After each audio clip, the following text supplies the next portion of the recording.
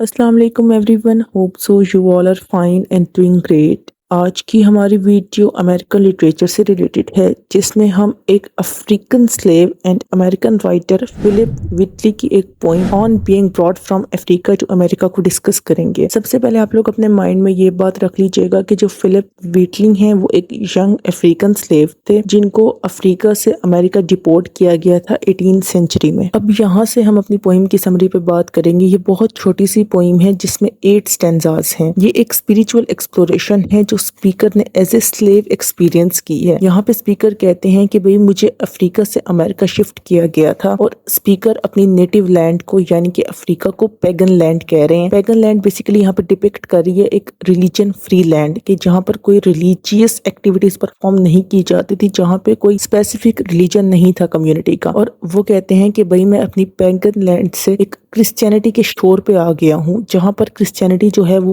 Peak पर है, यानी कि मैं एक रिलीजन फ्री सराउंडिंग से एक प्योरली रिलीजियस सराउंडिंग में एंटर हो गया हूँ। वो ग्रेटिट्यूड एक्सप्रेस करते हैं कि भाई I am so much thankful कि भाई यहाँ पर मुझे क्रिश्चियनिटी के अंदर इंट्रोड्यूस करवा दिया गया है, जो बेसिकली एक रिडेम्पटिव फोर्स है, यानी कि जिसने मुझे छुटकारा दिया है, जिसने मेरी जान छुड़ाई है उस पैगन लैंड से, उस रिलीजन फ्री लाइफ से निकाल के मुझे क्रिश्चियनिटी में इंट्रोड्यूस करवाया है। यहाँ पे फिलिप व्हिटली कहते हैं कि बेसिकली ये गॉड की काइंडनेस है जिसने मुझे उस नेटिव अफ्रीका से निकाल के, मेरी सोल को वहां से निकाल के, मुझे डार्कनेस से निकाल के एक लाइटेड पाथ में इंट्रोड्यूस करवाया है। वो कहते हैं कि मैं मानता हूँ कि गॉड इज एग्जिस्टिंग। अब क्योंकि वो एक क्रिश्चियनिटी के इन्वायरमेंट में आ गए हैं जहाँ पर गॉड की एक बहुत ज्यादा पावर को लोग में हाईलाइट किया गया है, तो वो कहते हैं कि मैं मानता हूँ कि अब गॉड एग्जिस्ट करता है। क्यों?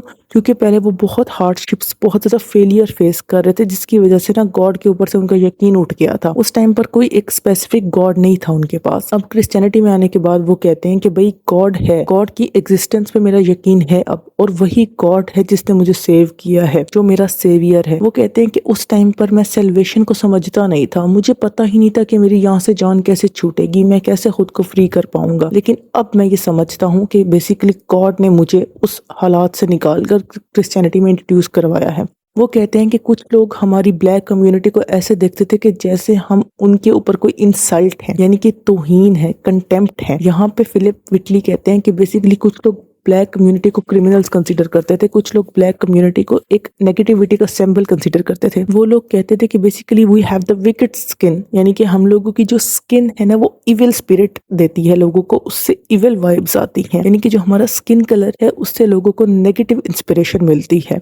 देन यहाँ पर उन्होंने एक बिब्लिकल रेफरेंस दी है कि भाई ब्लैक एज केन, क्रिश्चियनिटी में बाइबल में एक रेफरेंस यूज की गई है ब्लैक एज केन, कि भाई जो क्रिश्चियंस थे वो पहले ब्लैक थे। क्यों? क्योंकि गॉड ने उनको कर्स किया था किसी न किसी चीज की पनिशमेंट के तौर पे। ठीक है, यहाँ पे वो कहते हैं कि क्रिश्चियंस भी ब्लैक थे लेकिन वो प्यूरिफाई हो गए। क्यों? क्योंकि वो एंजल्स की कंपनी में रहे। अगर हम इंपॉर्टेंट थीम्स की बात करें तो जो पहला थीम है वो हमारे पास है स्लेवरी एंड फ्रीडम। बेसिकली यहाँ पे पोइट कह रहे हैं कि जो पोइम है ना ये बताती है कि मैंने स्लेवरी भी फेस की है और मैंने फ्रीडम भी फेस की है, तो मैंने वो दोनों फेजेस देखे हैं, और मैं बता सकता हूँ कि स्लेवरी के रहकर मैंने क्या क्या हार्डशिप्स फेस की और फ्रीडम में रह के मैंने क्या क्या एडवांटेज देखे हैं। देन हमारे पास एक थीम आता है कल्चरल आइडेंटिटी का। वो कहते हैं कि बेसिकली अफ्रीका में रहकर मेरी एक सेल्फ आइडेंटिटी जो है वो क्रैश हो गई थी, मुझे कोई नहीं पहचानता था। मेरी एक ही पहचान थी कि मैं अफ्रीकन हूँ, और उससे लोग जो हैं वो एक नेगेटिव इमेज कंसीडर करते थे मुझे। लेकिन जब मैं क्रिश्चियनिटी में आया, मैंने क्रिश्चियनिटी को एम्ब्रेस किया, तो मुझे अमेरिकन नेशनलिटी मिली,